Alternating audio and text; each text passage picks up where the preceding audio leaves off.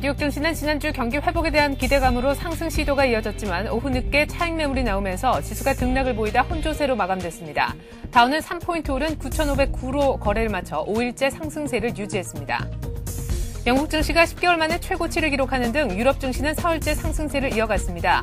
금속 가격 상승 영향으로 광산주가 강세를 보인 가운데 독일과 프랑스도 1% 이상씩 올랐습니다. 국제유가는 세계 경제가 침체에서 회복될 것이라는 낙관론이 확산되면서 장중 10개월 내 최고치를 경신했습니다. 10월 인도분 WTI는 0.6% 오른 배럴당 74달러 37센트의 거래를 마쳤습니다. 앞으로 주말이나 공휴일에 지역 거점 치료병원 응급실에서 신종플루 관련 처방을 받을 수 있게 됐습니다. 앞서 대한의사협회는 신종플루 대유행에 대비해 정부의 국가 재난사태로 조속히 선포해주길 촉구했습니다. 안녕하십니까. 이슈 마켓의 최리나입니다. 나흘째 상승했던 뉴욕 증시가 5일째를 맞아 결국 차익 실현 매물에 시달리면서 혼조로 끝이 났습니다. 하지만 다우의 경우에는 5일째 상승세를 이어갔는데요. 0.03% 올라서 9,509를 기록을 했습니다. 업종별로 봤을 때 은행주의 흐름이 좋지 못했고 반면에 국제 유가가 오르면서 에너지주는 강세를 보였고 기술주 역시 투자 의견 상향 조정 등의 영향으로 강세를 보였었는데요. 보다 자세한 글로벌 증시 리딩 투자증권 우성재 연구원과 함께 알아봅니다. 안녕하세요. 예, 안녕하세요. 네, 장 막판에 조금 밀렸어요. 혼조 마감됐는데 뉴욕 증시 마감 상황 전해주시죠. 예, 미 증시는 이제 약세로 혼조세를 보여주면서 강보합권의 장 마감하는 모습을 보여줬습니다. 다우지수 같은 경우는 9,500선에 다시금 안착하는 모습을 보이면서 시장에서의 견고한 모습을 보여주고 있는 반면에 나스닥과 S&P 500 지수 같은 경우에는 약세로 장 마감하는 모습이었습니다. 하지만 지금 약세라고 하기보다는 혼조라고 하는 게 좀 맞을 것 같습니다. S&P 500 지수는 0.05%, 나스닥 지수는 0.14% 하락으로 장 마감했었는데요. 지금 시장에서의 낙관론과 비관론이 팽팽하게 맞부딪히는 모습을 보이면서 주요 경제지표 발표를 앞둔 관망세가 커지는 모습을 보여주었습니다. 다우지수의 일봉 차트를 한번 보시겠습니다. 예, 다우지수 지금 9,500선을 연중 돌파하는 모습을 보여준 이후에 오늘 다시금 9,500선을 안착하는 모습을 보여주었습니다. 결국은 오늘 장 시작 이후에 경제지표의 발표와 함께 9,500선에 안착을 할지 아니면 9,500선을 하회하는 모습을 보이면서 9,370포인트대가 있는 5일 이평선을 지지해줄지 여부를 확인하시면서 시장을 접근하시는 게 좋을 것 같습니다. 다우지수의 일중 흐름 차트 한번 보시겠습니다. 다우지수 일중 흐름으로 보았을 때는 장 초반 경제 회복에 대한 기대감이 커지는 모습을 보이면서 저가 매수세가 꾸준히 유입되는 모습을 보여주었습니다. 하지만 오후장 들어서 금융주를 주도로 한 약세장의 움직임을 보여주면서 결국 다우지수는 장막판 약세로 장 마감하는 모습이었습니다. 네, 지난 주말 잭슨홀 미팅을 통해서요. 벤 버냉키 연준 의장이 경기 침체는 이제 끝난 것 같다라고 중앙은행장들과 함께 공감대를 형성한 바 있는데 때문에 또 다우가 연중 최고치까지 경신을 하기도 했었었죠. 근데 기다렸다는 듯이 닥터둠 루비니 교수가 또 더블딥 가능성을 다시금 제기를 했어요. 예, 이제 계속적인 상승을 할 때마다 루비니 교수가 계속적인 이제 시장의 약세 그리고 시장에 대해서 위험성을 경고하는 모습을 보이면서 오늘은 결국 루비니 교수의 힘으로 인해서 약 강보합권의 장 마감한 것으로 보여지고 있습니다. 지금은 시장이 계속적인 상승 랠리 속에서 악재를 계속 찾고 있는 모습을 보여주었었는데요. 계속적인 상승 랠리 이후 시장에서의 차익 매물 욕구와 함께 경제 비관론에 대한 무게감이 실리는 모습을 보여주었습니다. 지금 이제 닥터둠 즉 루비니 교수가 말을 했던 언급을 조금 살펴보면 더블딥 가능성이 계속적으로 더욱 증가하고 있다는 이야기를 내놨었습니다. 지금 더블딥이라는 것은 회복 조짐을 보이던 경기가 다시금 하강하는 모습을 보여주는 것인데요. 지금 디플레이션 우려감과 디플레이션 속에서도 스태그 인플레이션 그리고 스태그 디플레이션 두 개가 혼존할 수밖에 없는 상황으로 갈 것이라는 우려감이 나오고 있는 상황입니다. 지금 계속적인 경기 부양책을 유지했을 땐 스태그 인플레이션 그리고 출구 전략을 사용했을 때는 스태그 디플레이션이 나타날 수밖에 없다라는 이야기를 내놓으면서 시장에서의 우려감이 커지고 있는 모습을 보여주고 있습니다. 지금 아직까지 이러한 데 무게를 실는 가장 큰 이유가 글로벌 경제 회복세가 아직까지 미약하다. 하지만 증시는 강세장의 움직임을 보여주었던 만큼 시장에서의 이론가보다는 지금 시장에서의 투자 심리로 인한 가매수 국면이라는 게 조금 주된 내용이었었습니다. 또한 이제 글로벌 경제가 V자가 아닌 U자형으로 나타날 것이라는 데 힘을 보태는 모습인데요. 지금 2분기 실적 발표 이후 미 증시는 강한 상승 흐름을 보여주었었습니다. 지금 2분기 실적이 시장 예상치를 상회하는 모습을 보이면서 강세장의 움직임을 보여주었지만 지금 이러한 미 증시가 계속적인 강세장을 보였던 것이 미 경제가 V자형이 아닌 U자형으로 갔을 경우에는 이러한 것들이 시장에서는 단기적으로는 조금 더 하락할 수 있는 여지는 남아있다라는 게 좀 주된 내용이었었는데요. 결국은 지금 실업률이 아직까지 안정세로 돌아선 모습이 아니고, 그리고 경제 기업들의 이익치도 계속적으로 좋아지고 있는 모습을 보여주었지만, 개선되긴 했었지만 아직까지 플러스로 강한 회복세로 전환된 게 아니라 시장 예상치를 상회하는 모습을 보였던 것이었기 때문에 아직까지 경제가 V자형이 아니라 완만한 U자형으로 나타날 것이라는 게 주된 내용이었었습니다. 결국은 미 증시가 이러한 것으로 인해서 시장에서의 단기 차익 매물 욕구가 커지는 가운데 이러한 것들이 악재로 작용되는 모습을 보이면서 미 증시는 강보합권의 장 마감하는 모습이었습니다. 네, 전날 벤 버냉키 의장 때문에 연중 최고치까지 갔었지만 다시 루비니 교수의 비관적인 발언 때문에 다시금 좀 밀렸던 다우의 모습 확인 한번 해봤는데요. 자, 이제는 업종별로 한번 보겠습니다. 보니까 다우 상승의 어떤 측면에서 꼭 필요한 은행 업종 최근 들어서 강세를 보였었는데 크게 하락을 하는 모습이었어요. 선트러스트뱅크 CEO의 안 좋은 발언이 역시 영향을 미쳤다고요. 예, 이제 아무래도 이제 금융주가 시장에서의 지수 상승 랠리를 주도하는 모습을 보여줬습니다. 지금 어닝 시즌 특히 금융주가 실적이 예상치를 상회하는 모습을 보이면서 강세장의 움직임을 보여줬습니다. 그리고 업종 순환매가 도는 모습을 보이면서 금융주 그리고 제조 소매업, 유통업 등으로 계속적으로 전환되는 모습을 보면서 강세장을 보여주었었는데요. 다시금 금융주가 지수 상승을 견인하는 모습을 보여주고 있었던 가운데 선트러스트 뱅크 CEO가 이제 금융주가 아직까지는 회복되기에는 조금은 멀었다라는 이야기를 내놓으면서 금융주가 다시금 약세로 전환되는 모습 또한 보여주는 모습이었습니다. 지금 선트러스트 뱅크 CEO가 말한 주된 내용은 미국 은행의 추가 대출 손실이 직면해 있는 상황에서 아직까지 개선세로 전환되기에는 조금 시간이 걸릴 것이다라는 게 주된 내용이었었습니다. 아직까지 상업용 주택 또한 계속 상업용 부동산 또한 회복 국면이 아니라 계속적으로 악화되고 있고 2010년 이후 개선될 것이라는 이야기와 주거용 부동산 또한 완전히 회복세로 전환된 게 아니라 바닥을 찍고 전환되고 있지만 이러한 부분이 아직까지 은행들의 대출에서의 이제 대손 충당금이 개선되지는 않고 있다는 이야기를 내놓으면서 지금 시장에서 우려감을 내놓는 모습이었습니다. 이와 함께 뱅크 오브 아메리카 같은 경우 1억 5천만 불의 지금 소송에서 패소를 할 것으로 보여지고 있습니다. 메릴 린치를 인수했던 뱅크 오브 아메리카는 뱅크 오브 아메리카 이전 메릴 린치가 루지니아 경찰청과 맺었던 연금 자금에서 지금 1억 5천만 불 이상 손해를 봤던 것을 메릴 린치를 인수한 뱅크 오브 아메리카에 소송을 내면서 시장에서 뱅크 오브 아메리카가 약세장을 보여주는 모습 또한 보여줬습니다. 결국은 이러한 이야기와 함께 리처드 보브 애널리스트가 은행 산업이 조만간에 개선되지는 않을 것이다 라는 이야기를 내놓으면서 장 초반 금융주가 강세장을 보여주었었지만 장막판 다우지수에 하락을 하면서 금융 또한 약세 움직임을 보여주었었습니다. 네. 자, 이 밖에 이날은 또 중고차 보상 프로그램이 종료되는 날이어서요. 소비 관련주의 흐름이 안 좋았겠다는 생각이 드는데 기술주는 또 강세를 보였어요. 예, 델 그리고 이런 기술주들은 강세 움직임을 보여주었었습니다. 자, 아무래도 이제 투자 의견 시티그룹에서 매수 투자 의견으로 상향을 했던 어드밴스 마이크로 디바이시스 같은 AMD 같은 경우에는 11% 이상 상승으로 장 마감하는 모습을 보여주었습니다. 또한 델도 투자 의견을 매수로 상향하면서 2% 가까운 상승 움직임을 보여주었었는데요. 미 나스닥 지수는 약세를 보여주었었지만 개별주를 중심으로 한 저가 매수세 또한 유입되는 모습이었습니다. 결국은 이러한 흐름을 보이면서 미 증시가 약세로 전환되기보다는 아직까지는 강세 흐름으로 갈 확률이 높을 것 같습니다.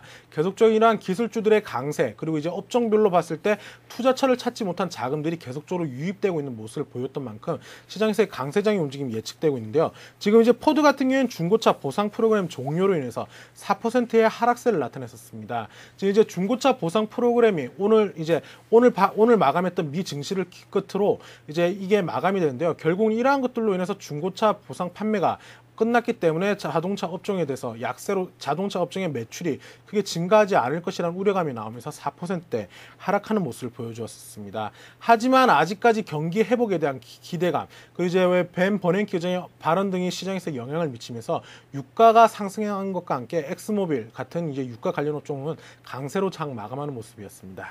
네, 말씀하신 것처럼 이제 지난 밤, 그러니까 새벽을 끝으로 해서 미국에 큰 효과를 냈었던 중고차 현금 보상 프로그램이 종료가 됐는데요. 미 정부는 이제 대신해서 이를 이어갈 가전산업 지원 프로그램도 지금 가동할 준비를 하고 있습니다. 하지만 예산이 한 3억 달러 정도밖에 지금 책정이 되지 않았기 때문에 관련 업계들의 기대치는 낮다라는 소식도 함께 전해드리도록 하겠습니다. 자, 이제 뭐 나흘 연속 상승, 다우의 경우는 지금 5일째 상승을 했는데 현재 주가 수준이 약간 높다 하는 생각도 들어요. 이번 주 이런 가운데 경제 지표 발표도 많이 있죠. 아무래도 이제 오늘 장이 보합권의 장 마감했던 가장 큰 이유는 이제 주요 경제 지표의 발표를 앞둔 시장에서의 관망세로 보시는 게 좋을 것 같습니다. 결국은 지금 시장이 약세로 전환되기보다는 계속적인 상승 이후 관망세 속을 찾는 모습 속에서 루비니 교수의 언급이 시장에 영향을 미치는 모습이었지만 가장 중요한 것은 오늘부터 발표되는 주요 경제 지표의 발표가 중요할 것으로 보여지고 있습니다. 오늘 같은 경우에 케이스실러 6월 주택가격 지수와 8월 소비자 기대 지수, 그리고 이제 6월 주택가격 지수의 발표가 있는데요. 결국은 지금 보았을 땐 소비자 기대 지수를 제외한 부동산 관련 지수이기 때문에 부동산 관련 지수가 어떻게 나오냐에 따라서 시장에서의 부동산 관련 업종들은 강세 움직임을 보여줄 것으로 예측되고 있습니다. 케이스실러 지수 같은 경우 케이스실러 6월 주택가격 지수는 전년 동기는 139.84로 나타났었는데 지금 이제 139.84를 증가할 것인지 아니면 하락할 것인지가 조금 중요할 것으로 예측되고 있습니다. 또한 이것과 함께 6월 주택가격 지수는 전분기 0.9% 상승한 것으로 나타났는데 시장 전망치는 0.4%로 예측되고 있는 가운데 만약 시장 전망치가 보다만 좋다고 했을 경우는 시장에서는 호재로 작용될 것으로 보여지고 있습니다. 지금 전분기에는 0.9% 상승, 그리고 이제 전망치는 0.4%로 발표가 나오고 있었는데요. 지금 이번 전망치가 전분기보다는 전망치, 그러니까 즉 시장에서 예상치를 상회할지 하회할지에 따라서 시장에서의 영향은 커질 것으로 예측되고 있는 건데 8월 소비자 기대 지수는 47.6으로 예상이 되고 있는 가운데 소비자 기대 지수가 만약 47.6을 넘어서는 모습을 보인다고 했을 경우에는 시장에서의 큰 호재로 작용되는 모습을 보이면서 강세 움직임을 보여줄 것으로 예측되고 있습니다. 결국은 오늘 이런 주요 지표들이 어떻게 나오는지 그리고 시장 전망치를 상회할지 하회할지에 따라서 시장에서의 주요 변곡점이 될 수 있기 때문에 이러한 부분을 염두하시면서 시장을 접근하시는 게 좋을 것 같습니다. 네, 주택이라든가 소비 관련 지표가 또 오늘 밤 발표가 될 텐데 일단 이 지표들의 결과를 확인하고 가자 하는 심리가 간밤 뉴욕 증시에서는 있었던 것으로 보입니다. 자, 한편 유럽 증시도 또 올랐는데 특히나 영국의 FTSE 100 지수 같은 경우는 지금 10개월 만에 최고치까지 올라갔어요. 예, 이제 유럽 같은 경우에 이제 강세로 장 마감하는 모습이었습니다. 결국 유럽 주시는 연중 최고치를 갱신하는 모습을 보이면서 미 증시와 함께 동반 강세 움직임을 보여주고 있는데요. 특히 이제 금융주들이 좀 많이 상승하는 모습을 보여주었습니다. 지금 바클레이 그리고 로이드, 로열 뱅크 오브 스코틀랜드 같은 은행주들이 1.5에서 6.8%대의 상승세를 나타내면서 유럽 증시의 지수의 상승을 견인하는 모습을 보여주었습니다. 결국 이러한 흐름으로 인해서 유럽 증시 대부분 다 1% 가까운 상승을 보여주면서 연중 최고치를 갱신하는 모습을 보여주었었는데요. 하지만 미 증시가 유럽 증시가 마감한 이후에 강보합권으로 상승폭을 축소하는 모습을 보여주었던 만큼 유럽 증시는 장 초반 소폭 약세로 전환으로 시작할 수도 있을 것으로 예측되고 있습니다. 하지만 유럽 또한 지금 가장 시장에서의 촉각을 세우는 건 우리나라 시간으로 9시 반에 발표가 있는 주요 경제지표의 발표에 따라서 유럽 증시 또한 영향을 받을 것으로 보이기 때문에 이러한 부분을 염두하시면서 시장을 접근하시는 게 좋을 것 같습니다. 네, 끝으로 국제유가도 챙겨봐야 되겠죠. 조만간 배럴당 80달러가 되지 않을까 싶습니다. 어제는 또 74달러 정도로 끝이 났더라고요. 예, 이제 유럽 증시, 유가 같은 경우는 74.37달러에 장 마감하는 모습을 보여주었습니다. 유가는 이제 경기 회복에 대한 기대감이 계속 나오고 있는 가운데 70불대를 강하게 안착해주는 모습을 보이면서 계속적인 상승세 움직임을 보여주고 있습니다.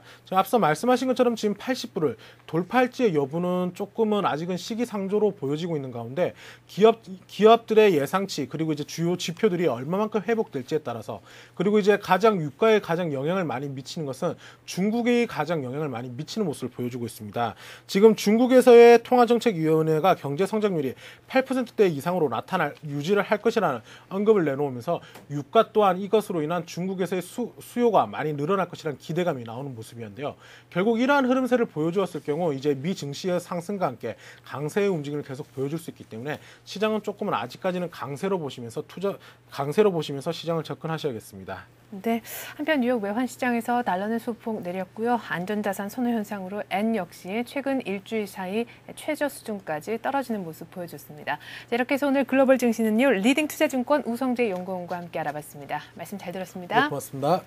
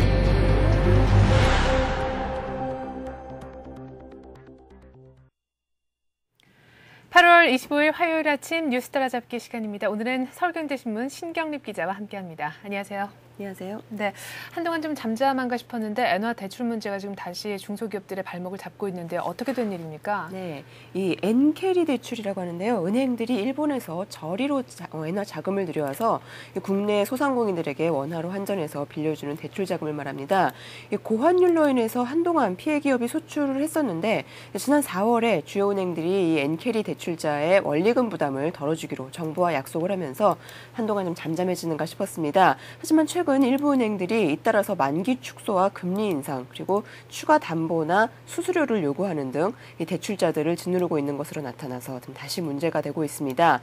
이 금융위기 이후에 원엔 환율이 급등하는 바람에 이 상공인들은 당초보다 두세 배나 오른 실질 원리금을 상환해야 되는데요. 이 상환 여력이 없기 때문에 횡포에 가까운 은행들의 요구를 수용해서라도 이 대출 연장에 매달릴 수밖에 없는 상황입니다. 그 엔화 대출 피해 업체 모임 등에 따르면 일부 금융권은 대출을 내줬던 2006년보다 엔원 환율이 크게 오르자 이 대출금이 담보액을 초과하게 됐다면서 최근 잇따라서 추가 담보 설정을 요구하는가 하면 이 당초 계약 내용과는 다른 수수료까지 물리고 있는 것으로 드러났는데요.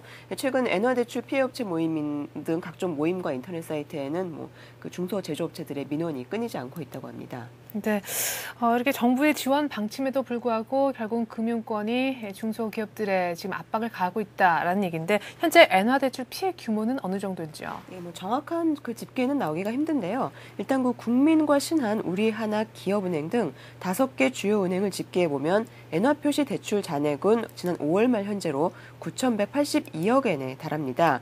전체 은행권으로는 1조 엔대를 넘어설 것이라는 전망이 우세하고요. 네. 또 지난 2006년 은행들로부터 엔캐리 대출을 받은 계약자 수도 많게는 2만여 명에 이를 것이라고 추정이 되고 있습니다. 예. 그런데 문제는 이제 이들이 엔화 대출을 받은 2006년 말에는 1엔당 원화 환율이 700원 후반대였는데요. 금융위기가 휩쓸고 간 이후에 그 환율이 크게 오르면서 올 2월에는 1,500원대 후반으로 올라섰고 또 환율이 다소 지금도 1,300원대 수준을 유지하고 있습니다. 예. 게다가 대출 금리가 지금 초기 2%에서 최근에는 5에서 9% 선까지 오른 점을 감안할 때 이 엔캐리 대출자들의 실질 이자 부담은 월 3배에서 많게는 4배가량 늘어난 것으로 분석이 됩니다. 특히 최근에는 시중은행들이 연일 대출이자를 올리고 있는 데 대해서 논란의 초점이 맞춰지고 있는데요. 은행들이 당초에 그 초저금리를 미끼로 소상공인을 유혹했다가 금융위기 이후에 환율이 급등하자 금리 인상과 추가 담보 등을 요구하면서 대출자들을 파산 위기로 몰아넣고 있다는 것입니다. 이 은행들은 금융위기 여파로 해외에서 자금을 차입하는 조달금리가 올랐기 때문에 이자를 높일 수밖에 없다고 주장을 하고 있는데 한 시중은행의 경우는 그 엔캐리 대출자에 대해서 금리의 4분의 1가량을 정책 마진으로 챙기고 있는 것으로 확인이 돼서 은행들이 고금리 장사를 하고 있는 거 아니냐는 지적이 끊이지 않고 있는 상황입니다. 네. 잘 알겠습니다. 자, 다음으로는 기업 소식 보겠는데요. 최근 국내 주요 기업들이 사회 공헌 활동을 좀 강화를 해서 사회적 기업을 육성하려는 움직임을 보이고 있습니다. 먼저 이 사회적 기업이라는 게 정확히 어떤 개념이고 지금 어떤 그룹들이 이런 움직임을 보이고 있는지요? 네, 그 현대 기아차와 SK 또 포스코 등이 어제 그 노동부와 미래기업위원회 주최로 열린 심포지엄에서 사회적 기업 지원을 위해서 대규모 기금을 만들거나 일자리를 창출하겠다는 방안을 내놓았습니다. 이 사회적 기업이라는 것은 경제적인 취약계층에게 일자리를 주거나 사회적 공공서비스를 제공하는 등 이 시장성과 공공성을 적절히 조화시키면서 사회 공익 창출 역할을 맡은 기업을 말하는데요.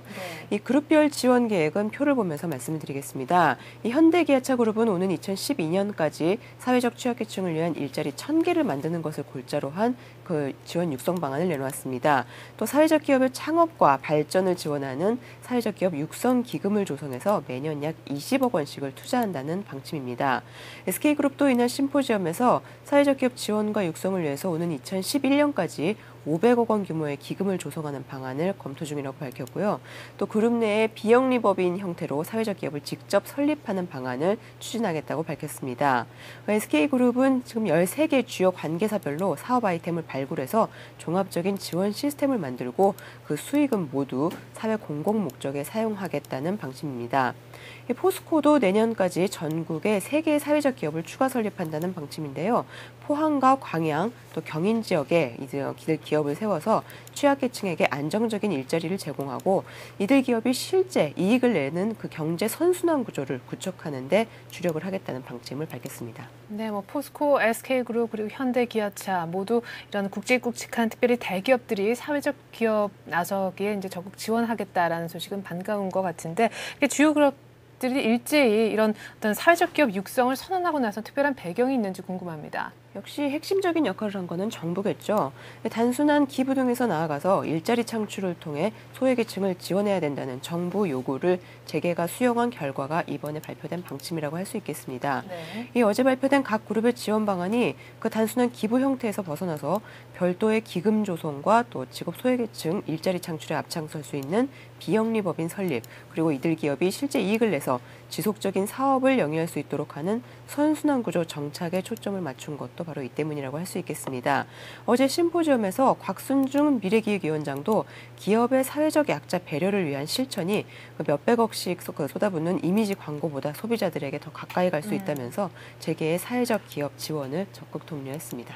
네, 이렇게 취약계층의 일자리를 나눠주고 이익도 함께 나누고 이런 것이야말로 정말 따뜻한 자본주의가 아닌가라는 생각이 드는데요. 이렇게 엑스트라로 일자리를 창출하는 것 말고 사실 현재 예정돼 있는 주요 그룹들의 하반기 채용 일정도 역시 궁금한데요. 네.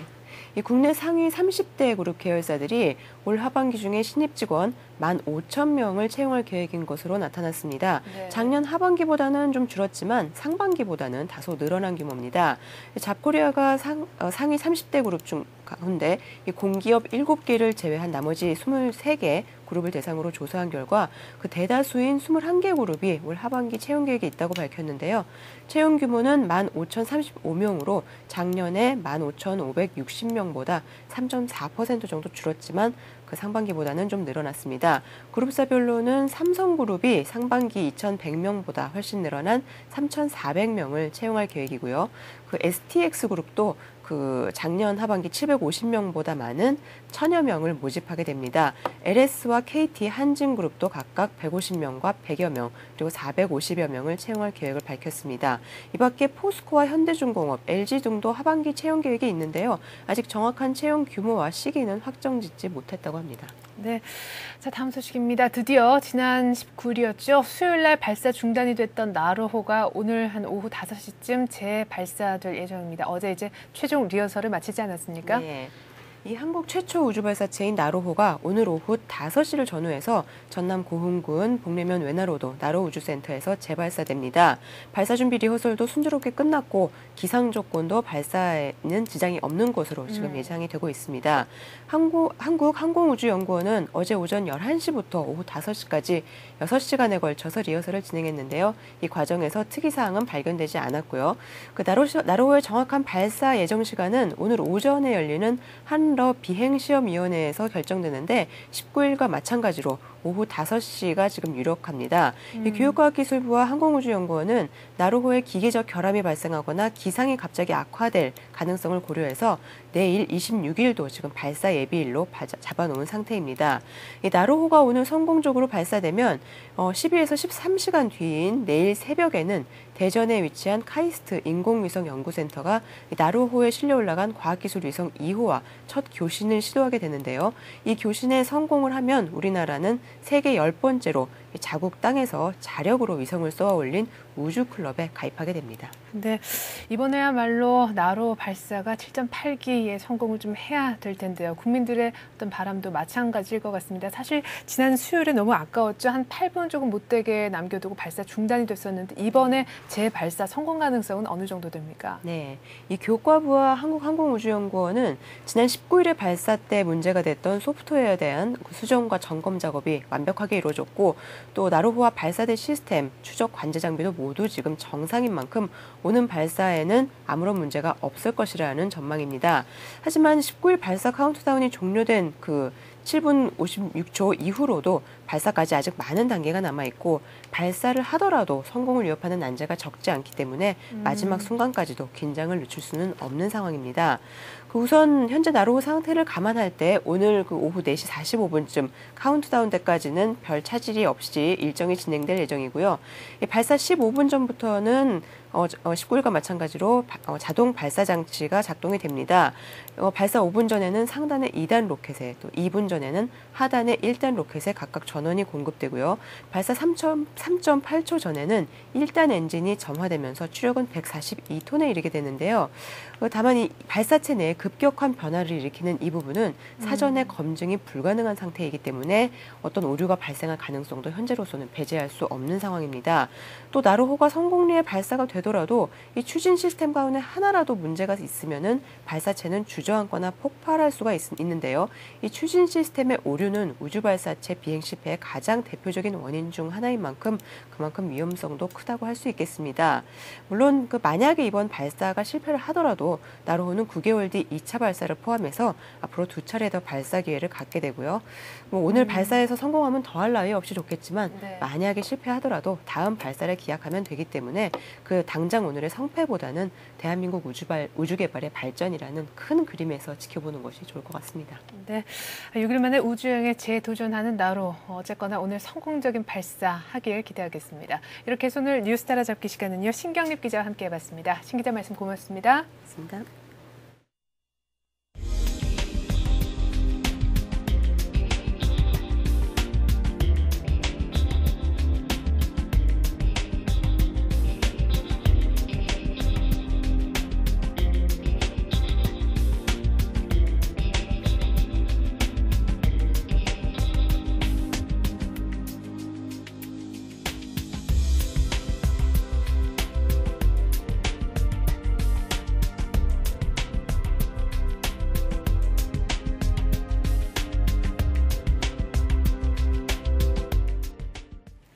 나흘 연속 올랐던 뉴욕 증시가 차익 실현 매물에 시달리면서 결국 혼조로 끝이 났습니다. 하지만 다우의 경우에는 3포인트 정도 더 추가로 상승해 9,509를 기록하면서 닷새째 올랐는데요.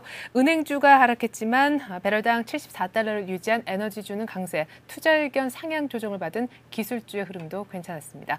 보다 자세한 우리 장 소식은 1시간 뒤 출발 센 증시를 통해 해드리겠습니다. 고맙습니다.